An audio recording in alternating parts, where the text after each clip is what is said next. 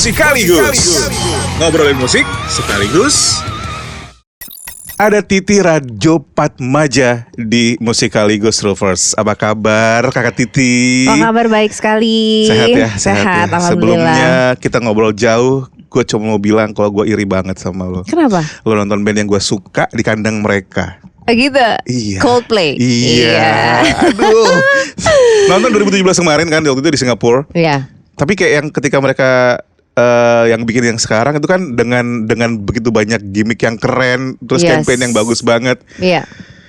Itu keren, beda sih. Waktu itu terakhir gue nonton di Sydney kalau nggak salah. Terus sekarang yang nonton yang kemarin di UK itu di London itu bener-bener vibe-nya beda sih. Mungkin karena di kandang sendiri, pertama stadionnya lebih besar. Terus nggak tau deh, kayak itu aku tuh sampai nangis-nangis nontonnya.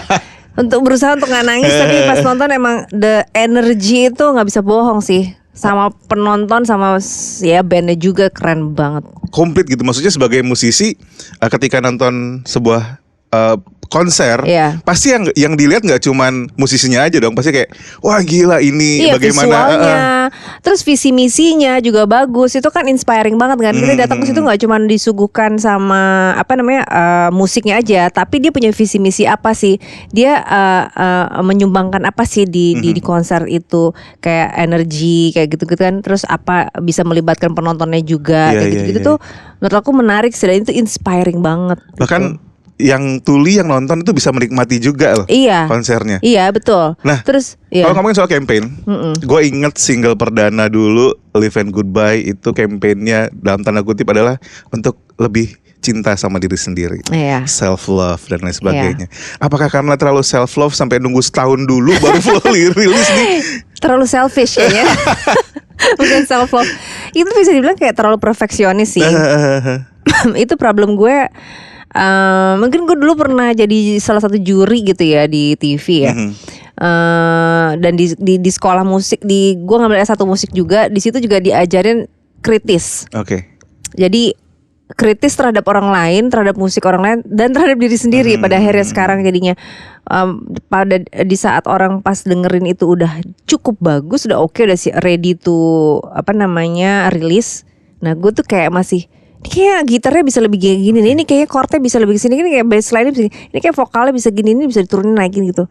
Padahal gue coba Petra ya, Petra bilang nggak apa-apa, orang nggak denger kok gitu. Maksudnya nggak bisa, gue yang denger. Jadi maksudnya ya itulah, gue perfeksionis banget, itu yang bikin lama. Itu yang bikin lama. Tapi sebenarnya berapa lama sih bikin Ya, Flow ini? Bikin Flow itu sebentar, sebulan.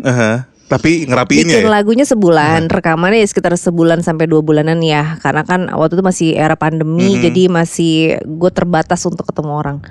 Jadi itu yang lama itu sebenarnya setelah proses rekaman, pas gue analisa lagi, oh ini kurang ini, ulang lagi rekaman. Gue take vokalnya 2 kali gitu. Terus mixing juga, mastering, mixing gue lama prosesnya karena gue gak denger frekuensi di sini gue pengen nggak ini kegedean, ini mesti dikecilin, ini mesti panning ke kiri, ini ke kanan, pas segala macem details gitu sih, gitu yang bikin lama. Oke. Padahal yang bantuin nggak salah-salah, Rufus ada Kamga, ada Petra kalau nggak salah ya. Iya. Dan ketika kalau lo belum dengerin, ntar lo dengerin Flow. Buat gue agak dreamy gitu musiknya. Kalau kalau anak tahun 2000-an ngomongnya ini musik chill out sih. Iya. Sekarang ada yang bilang ini anak gue ngomongnya musik kontemplatif, apa tuh? Healing music, healing music katanya gitu. Walaupun ada elektroniknya, cuman somehow orang bisa dengerin itu kayak ngerasa lebih release, lebih relax, lebih kontemplatif sih katanya, kayak gitu sih. Kayak sambil laid back dengerinnya gitu-gitu. Dia nggak tahu aja prosesnya lagi itu, kayak gue berdarah-darah gitu kayaknya bikinnya. Oke, nah Flow sendiri apa pesan yang pengen disampaikan sekali ini lewat single Flow? Flow itu masih terusannya Live and Goodbye. Maksudnya konsep ketuhanan nih. Ketuhanan tuh maksudnya yang pertama self love, ya urusannya sama ketuhanan, bahwa kalau misalnya kamu cinta sama diri sendiri, sebaiknya kamu lebih tidak terlalu memikirkan masa lalu yang pahit gitu kan, karena itu buat kepentingan fisik dan mental kamu. Kalau kamu masih stuck di masa lalu, kamu nggak akan bisa maju dan kamu nggak self love. Nah kalau ini urusannya sama dengan ketuhanan juga, bahwa berterima kasih terhadap apa yang Tuhan kasih di masa lalu, baik itu rezeki, permasalahan, penderitaan, pengorbanan dan sebagainya. Kalau nggak aku nggak ngerasa sekarang itu bisa jadi lebih utuh jadi manusia gitu, lebih baik lah intinya ya. Oke.